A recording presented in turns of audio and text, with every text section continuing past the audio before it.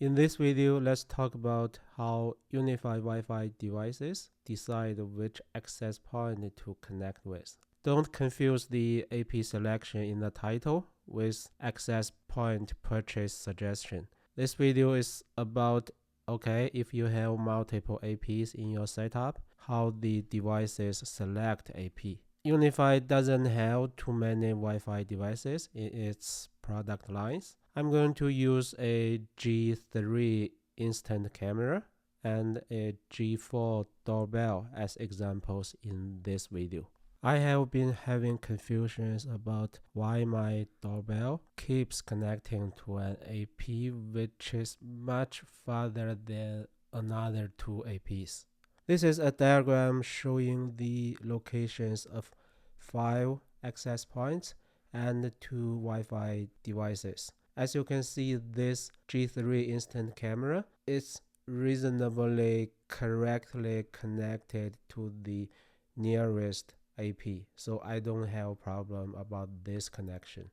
But for this G4 doorbell, it's connected with this AP instead of this one, or this one, which are all much nearer, and even for these two, they are more powerful. We all know the most possible reason is because of Wi-Fi signal strength at this location, right? But in my situation, the problem is the device is a doorbell. It doesn't have a screen, it doesn't have a keyboard. You cannot run your familiar diagnostic tools. I'm just curious to understand why it's connected to this AP, right? So what I can do? Yes, one option is I run a Wi-Fi analyzer mobile app on a Android device, and I can tell the Wi-Fi signal strength. But as you know, different devices have different hardware designs. There are a lot of factors which can impact received signal strength, such as the antenna design and numbers, right? So even if I analyze the Wi-Fi signal at the exact same location as my doorbell, it's still not guaranteed I can say for sure the signal difference which I got from the mobile app is the root cause for the G4 doorbell connection. Therefore, I decided to log on to the doorbell device itself to see what I can find over there. I have another video in my channel talking about how to enable SSH for UniFi Protect cameras. I already enabled the SSH. Now let me log on to the G3 camera and the G4 doorbell. Okay, I'm in. This is an article from Wikipedia about WPA supplicant. It's a free software. It's an implementation of 802.11i supplicant, and it's available in many operating systems, including Linux. So you may know UniFi devices operating systems are based on Linux. So naturally, our Wi-Fi devices use WPA supplicant to connect to Wi-Fi access points. To make sure WPA supplicant is used in our example devices, let me check it in the system, get all the running processes, and to see whether we have WPA supplicant. Okay, we do. You can see this command line even including parameters, right? And the most important information for us is the configuration file path. So let's see what's configured there. Pretty typical WPA supplicant configuration file. In the end, it says AP select algorithm equals to 1. I researched on internet but couldn't find anything about this one. I guess maybe it's some Ubiquiti, its configuration is not universally available. If we can find documentation on what one means, it can absolutely answer my question already. My question is why this particular device connect to a particular AP, right? So as long as we understand the algorithm, we are good. but the problem is there's no documentation, so we can only guess. Let me switch to the G3 camera's SSH session to run another command, WPA_CLI. It is a very powerful tool to debug or troubleshoot your Wi-Fi device's connection to router or access point. You can see it's an interactive tool. So the command I'm going to use in this video is scan. It will scan the designated SSID and to return all the available MAC addresses or access points. This is the most recent scan result. You can see it returns 5 access points as shown in this diagram. In this diagram, I already note down the last part of the MAC address of each access point for that particular SSID. As you can see, the very first one, which is the current connected one, ends with 8A3D. 8A3D, right? So this particular AP. So this is the expected result because I know this AP is the nearest AP for this G3 camera. But let's see how the device decides to connect to this AP. As you can see, it lists several measured results.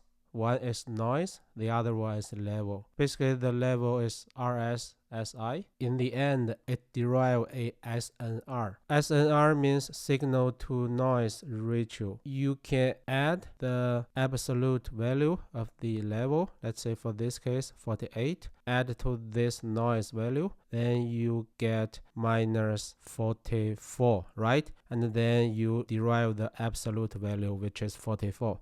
That's exactly what you see here for SNR. So for each AP, it can derive the SNR, the signal to noise ratio. Then it's simply sorted based on the SNR, the best SNR value, which is the 44, and that's how this particular Wi-Fi device select the AP. Go back to what we saw in the configuration file. The AP selection algorithm. Remember the value is 1, right? So my guess, my theory is 1 means the best SNR value. That's what I observe. So as you can see for the 5 AP, for this particular camera, it chose the strongest one, 44. Totally makes sense, right? So now let's look at the other device, the doorbell. Let me run the same command. It returned 5 AP's result as well, and the very first one, C346, it is this AP number 2, and the second one is 2D76, it's the number 4, right? And see the note here, skip roam, too small difference in signal level. The roaming strategy for this particular device is it will get the list of APs based on the SNR value. Of course, initially it will connect to the best SNR one, but frequently it will run the scan command and then it will check whether the signal difference between the current best one with the current selected one, whether the difference is bigger than 5. If yes, it will roam. This AP number 2 and this AP number 4, they are both candidates. But because the doorbell is already connected to this one, so it doesn't bother roaming to the other one, right? Now if I read the level value, if I look at the real world situation, the layout of my house, now I can kind of understand why the device detects these 2 AP have the best signal instead of this one, the nearest one, because the doorbell is outside of my house. There are bricks, there are a lot of walls. From the signal strength perspective, the other 2 AP have better signal. So this is how I explain my situation, why this doorbell keeps connecting to the non-nearest AP. Basically, my initial question is answered just by checking this result. So now in the second part of this video, let's see, okay, if you are not comfortable with the default AP selection result, if you want to change it, what you can do. The first approach I can think of is See, in the UniFi controller, when you configure the SSID, you need to choose which AP should broadcast this particular SSID, right? So let's say if I do not want my doorbell to be connected to this particular AP, and if this AP doesn't serve any other Wi-Fi devices on the same SSID, if that's the case, then why I include it, right? It will only cost extra resource for this AP and it lead to the connection situation which I don't like, right? So when configure SSID, I can exclude this particular AP. Of course, the apparent problem is if your AP has to serve other Wi-Fi devices, then you cannot do that. So let's quickly move on to the second approach. The second approach I can think of is by using the log to access point feature in UniFi controller. So if you go to your device, go to settings, you can see this radio button. So you can enable it. If you don't like the AP shown here, you can pick another one. So let me choose this particular AP, right? Let me choose it. I believe it's this one, U6 Lite. Save. Log to AP, then give it some time. In fact, the automatic scan already done. It's already connected to this particular AP, but let's run the command again. You can see the same result.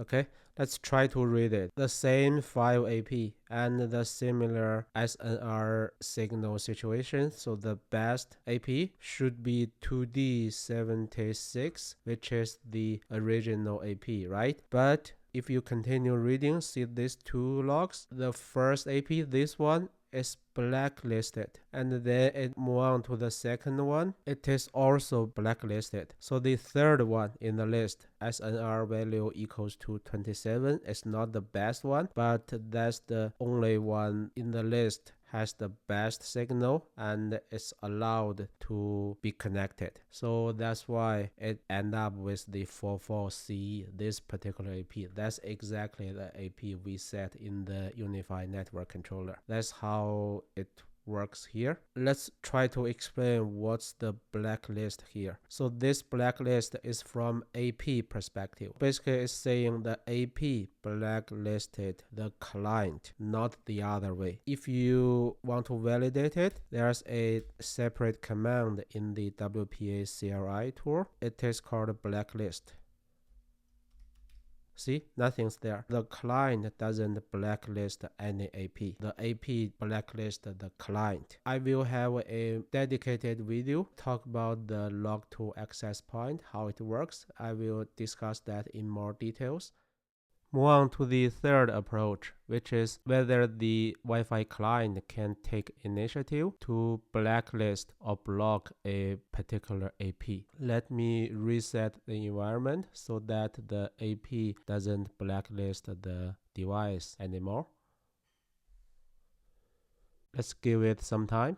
Okay, let me run the scan command again. Yeah, now you can see there's no blacklist message anymore. Now I'm connected to the very first, the strongest signal AP. Now I'm ready to blacklist a AP. So let's see what if I blacklist the very first one. I don't want to connect to the very first AP, right? Let me copy the BSSID, then run the command blacklist, followed by the BSSID. Then let me run the scan command one more time. See the message, it says the AP is skipped because it's blacklisted, right? So then now I'm connected to the second AP. Pretty simple, right? Do it one more time. Let me copy the second AP's BSSID. In the same way, let's blacklist it. Okay, now run scan command. The first two APs are both skipped. Now I'm connecting to the third AP, which is the 44CE, and that's exactly what I want my doorbell to connect to, the nearest AP. So the whole process is very simple, but the problem is it has to happen in a interactive way, and if the device is restarted, it's not effective anymore. Then naturally, we think whether we can persist the configuration in the configuration file, which I showed you earlier, right? So let's try it. So on the screen, I show you a example configuration file. There's some history behind it. In the past, there's a configuration called BSSID underscore blacklist, so that you can configure some particular BSSIDs to be skipped or blacklist by the device. But it seems now in the current configuration version it's not supported anymore, but I do see something called ignore. So it seems you can ignore some BSSID. I assume it will achieve the same effect. So let me do it in the doorbells configuration file. Let me add a new line in almost the end, and let me say BSSID underscore ignore equals to the BSSID, which is still in my clipboard, the second AP. It doesn't matter what's the value I put here, you will see very soon. Then let me reboot the device, and later I will show you it's not effective. Let me SSH into the device again. We can first check the configuration file. Okay, you can see the line we just added is gone. I run the WPA CLI and run blacklist command. Whatever value I put before the reboot is not there, so it didn't work. Unfortunately, I couldn't find a way to persist the blacklist setting. This is the end of the video. Thanks for watching.